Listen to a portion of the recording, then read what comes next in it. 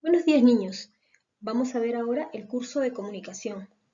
Estas 3 semanas siguientes vamos a hacer lecturas, ¿ya? Y vamos a realizar algunas de las actividades que nos figuran en el libro, las preguntas de comprensión de lectura, básicamente, ¿ya? Una parte la voy a hacer yo con ustedes y la otra parte la van a trabajar ustedes solos.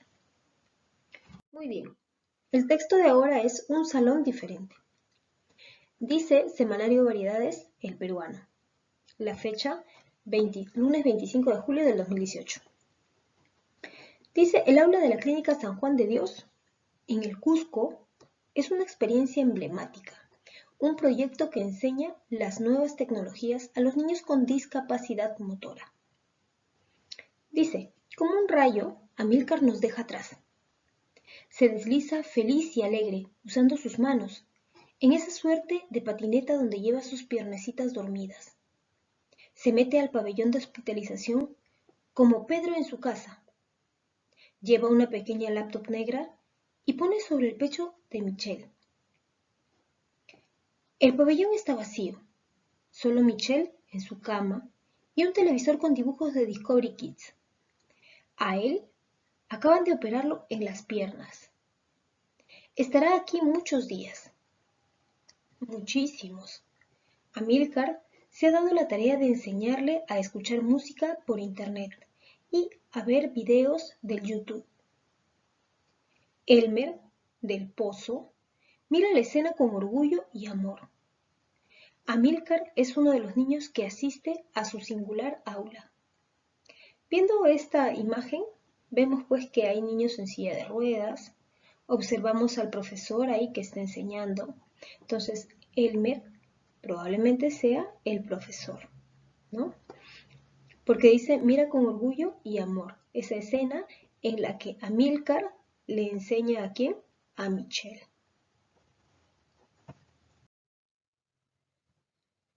Dice, estamos en la clínica San Juan de Dios en el Cusco.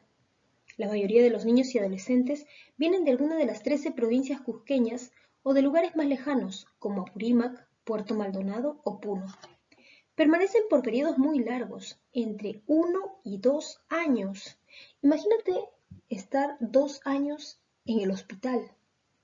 ¡Wow! ¡Qué difícil! Bueno, eso dice de la mayoría. Y los rostros más familiares de muchos son los de las enfermeras, médicos, terapeutas y el profesor Elmer. Claro, porque si pasas tanto tiempo en el hospital, ¿a quiénes vas a ver más? Al personal médico y también al profesor que les enseña en ese hospital. Dice la hora del aula. Ellos que tienen entre 2 y 15 años, o sea, los chicos que son atendidos tienen entre 2 y 15 años. Cumplen sus rutinas diarias. Las comidas, muy temprano, el desayuno a las 6:30, el almuerzo a las 5, no, perdón, el almuerzo 5 horas más tarde y la cena también a las 16:30, o sea, las 4:30. Hay horas para las inyecciones, otras para las terapias. Entonces, dentro de este hospital pasan el día con las rutinas que ya tienen programadas, ¿no? Dice, a las 3:30 de la tarde, el profesor Elmer abre las puertas de su salón.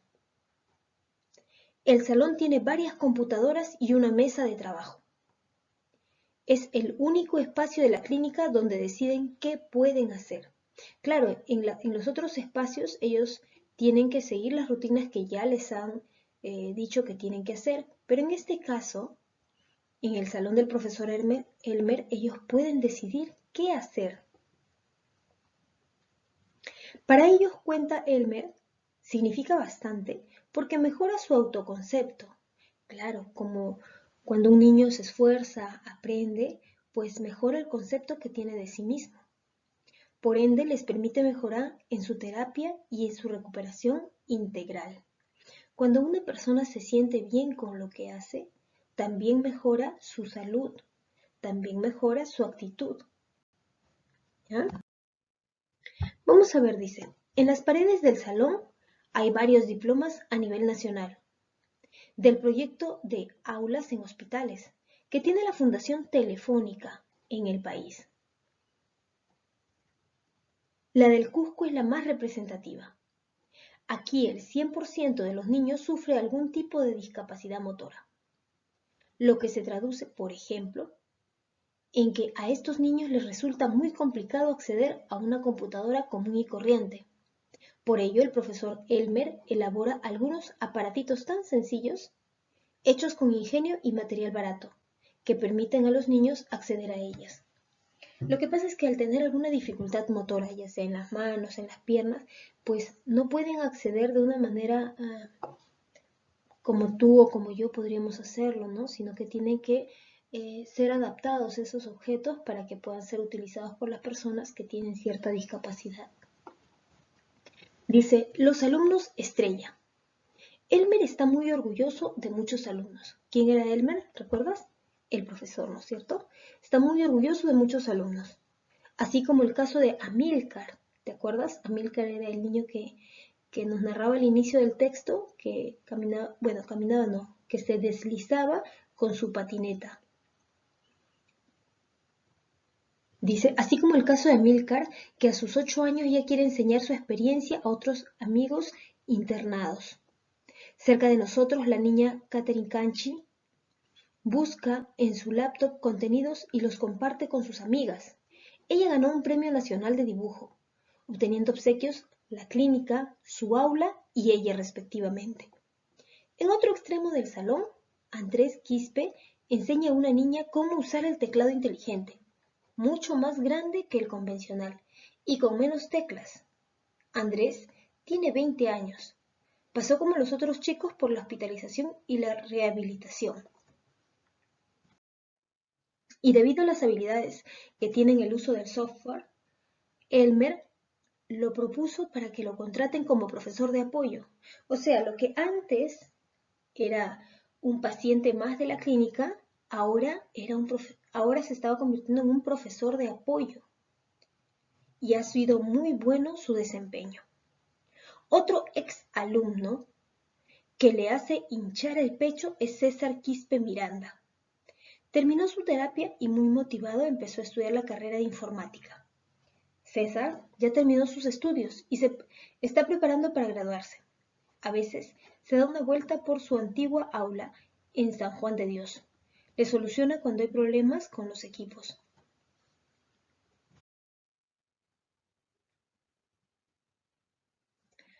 Aquí figura, dice, ellos saben de memoria las rutinas en el hospital, pero en el aula encuentran el espacio donde muchas veces no saben qué van a hacer.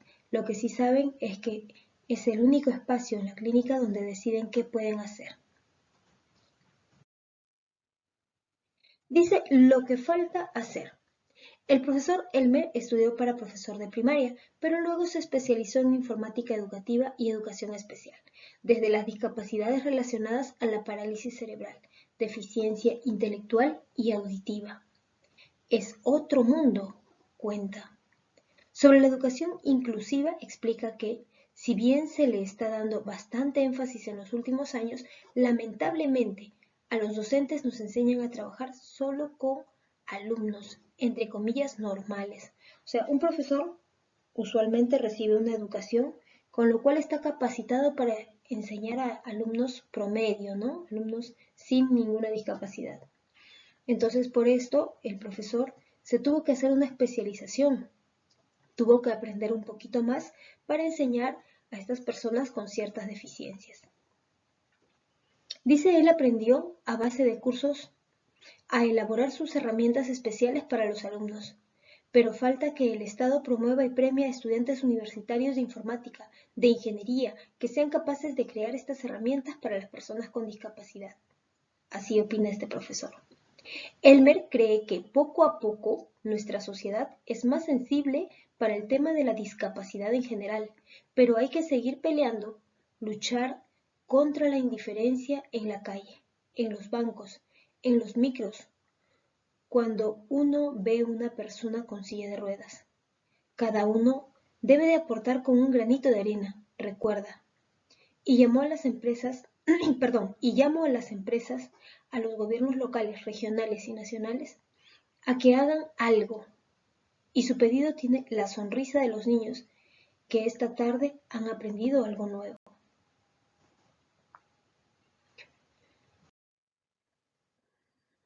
Vamos a ver algunas actividades. Esto es de la página 39 del libro de actividades. ¿Ya? Dice, completa la información del texto. Los niños que atienden la clínica vienen de alguna de las 13 provincias cusqueñas o de lugares más lejanos como Apurímac, Puerto Maldonado o Puno. El proyecto ayuda a los niños y niñas a mejorar su autoconcepto, en su terapia y además en su recuperación integral. Para Elmer, los encargados de brindar ayuda a los discapacitados son las empresas, los gobiernos regionales, locales, regionales y nacionales. Dice, enumera el orden en que son mencionados los alumnos de Elmer. Luego escribe sus nombres al lado izquierdo y el mérito que han logrado. Mira, primerito nos habla de Amílcar, ¿no? Que se conoce el hospital, que se pasea por todos lados y que si puede enseña. Ahí está. 1. Amílcar. 2. Catherine, Premio Nacional de Dibujo. Aquí está. 3. ¿Quién será? Andrés Quispe, un profesor, ¿no? 3. Y luego habla de César Quispe, que estudió informática. Aquí está.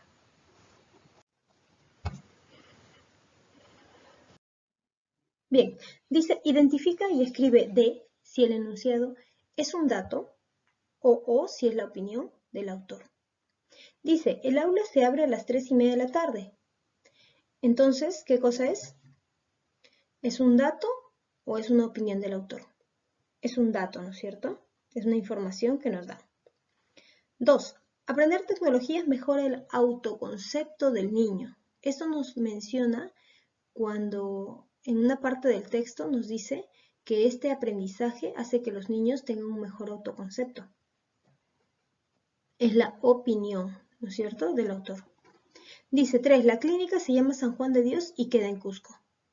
Eso es un dato, porque es una información objetiva.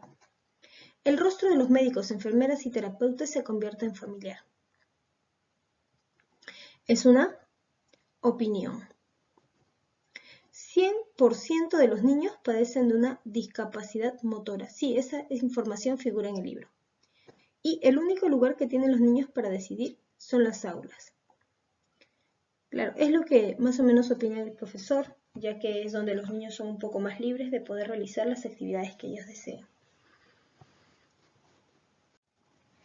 Muy bien, niños, la página que ustedes van a resolver es la página 38, que es una página anterior, dice un salón diferente. Ahí tienes que escribir el sinónimo de una palabra resaltada. Luego tienes que relacionar, hazlo con diferentes colores. Y finalmente hay una parte que es para completar, ¿no? Dice nombre del proyecto, aulas en hospitales, promovido por quién, por Fundación Telefónica. ¿Cómo se llamaba el profesor a cargo? Elmer Pozo. ¿Quiénes son los beneficiarios? Niños y niñas del hospital. La edad de los beneficiarios mencionó, ¿no es cierto? De 2 a 15 años. ¿Dónde funciona? En el Hospital San Juan de Dios de Cusco. ¿Y cuál será el objetivo? Que los niños discapacitados motores usen la tecnología sin problemas. Muy bien, niños. Ahora vamos a ver una siguiente lectura.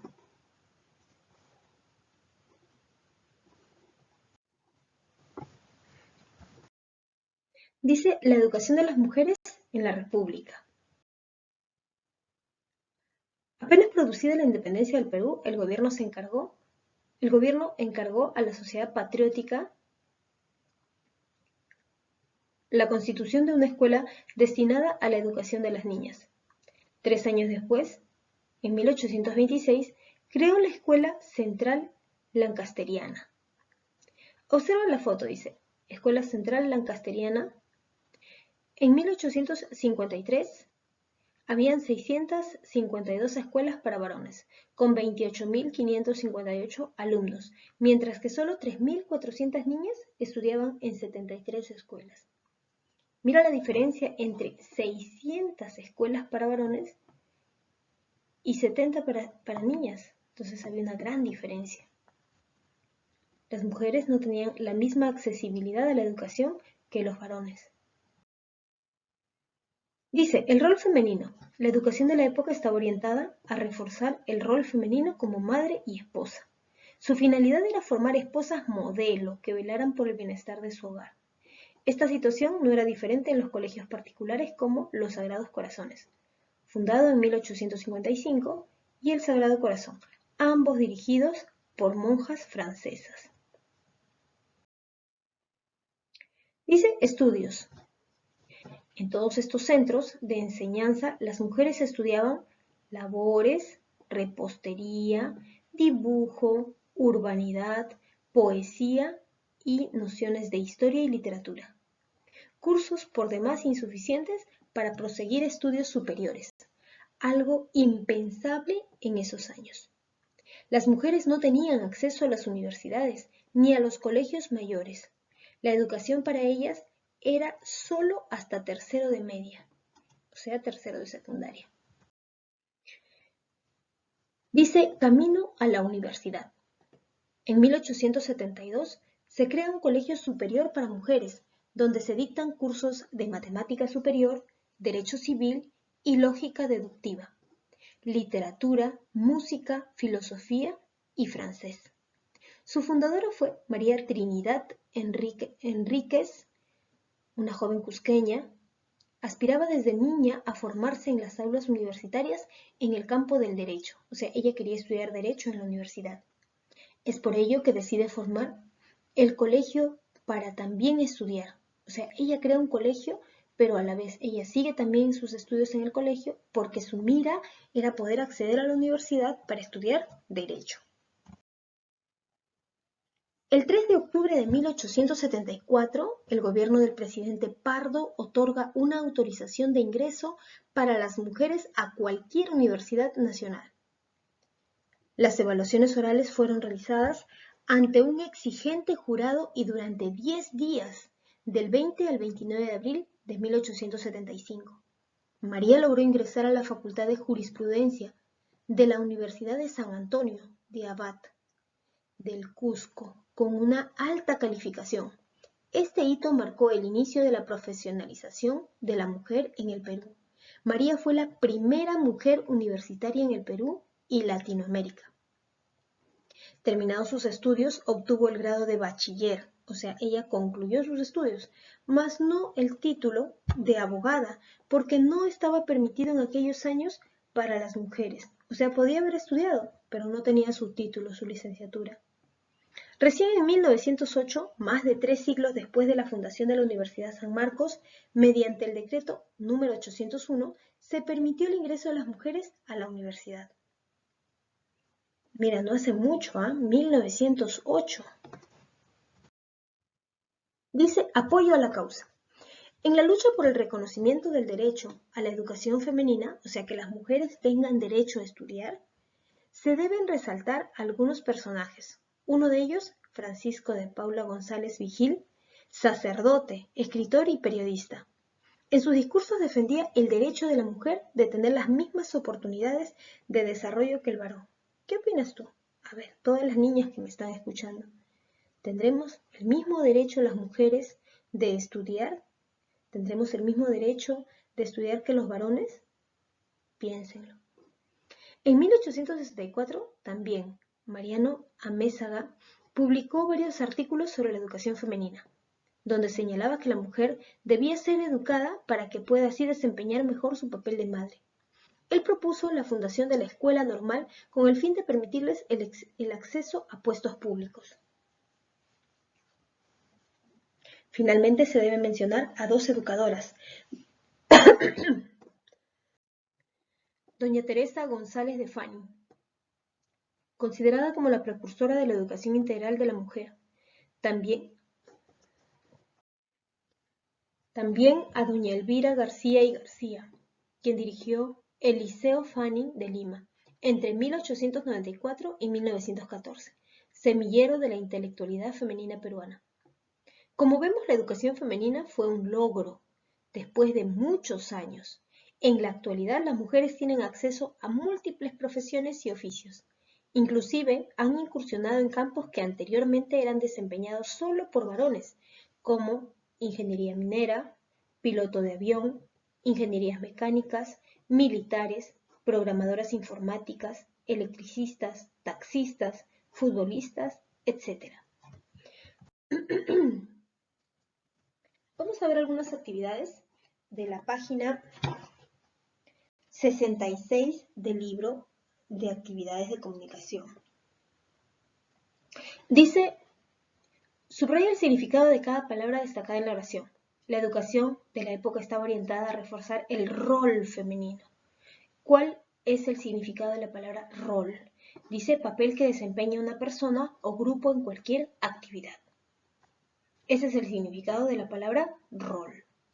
2. Dice, este hito marcó el inicio de la profesionalización de la mujer en el Perú. ¿Qué es hito? Dice, persona, cosa o hecho clave dentro de un ámbito o contexto. Marca con un aspa la imagen que corresponde o que represente el bienestar. ¿Cuál te representa bienestar? ¿Esta imagen o esta imagen? Marca. Luego dice, ordena secuencialmente los hechos al escribir el número del 1 al 5. ¿Cuál es el primerito? Las mujeres que asistían aprendían dibujo, repostería, labores, historia, etc. 2. En el año 1872 se crea el Colegio Superior para Mujeres. 3. En 1874, el presidente Pardo autorizó a que las mujeres postulen a la universidad. 4. En 1875, María Enríquez ingresa a la Universidad San Antonio Abad. Y 5. Teresa González de Fanning fue precursora de la educación femenina. Dice, contesta brevemente, ¿qué ocurrió que no se permitían estudios superiores a las mujeres? ¿En qué época de la historia del Perú sucedió? Dice, después de la independencia, ¿no es cierto? Y esa es la época republicana. ¿Quiénes participaron? Las mujeres de la época. Y vamos a ver una última pregunta en la que dice, escribe 2 posibles respuestas dentro del recuadro. Esto es de la página siguiente, ¿ya? ¿Qué crees que sucedería si las mujeres no tuvieran acceso a estudiar? Uno sería que se quedarían haciendo las labores en casa y atendiendo a su familia. Pero otra opción sería que habría muchas protestas para exigir ese derecho, porque el derecho a la educación pues debe ser universal, ¿no? Tanto para varones como para mujeres. Muy bien, chicos. En este caso van a desarrollar la página 67, ¿ya? Del libro de actividades. Entonces son solamente 2 paginitas que tienen que resolver algunos ejercicios de comprensión de lectura. Traten de hacerlo con lápiz, por favor, para que después puedan corregirlo, ¿ya? Muchas gracias, chicos. Cuídense mucho.